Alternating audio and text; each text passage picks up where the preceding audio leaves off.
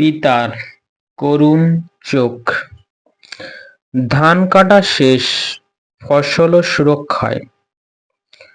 জমিতে মিশে থাকা খড়ের দিকে তাকানো যায় না। পিতার শুষ্ক করুণ চোখ জেগে ওঠে। মৃদুমন্দ বাতাসে শা শা শব্দ জেগে ওঠে। ঠোঁট চেপে বলি, কেন ঝলসে চলেছ?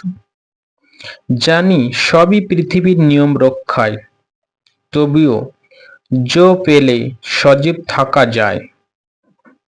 তার যুগল তারার শিশির নীরবে বলে, সবই সত্য রক্ষা।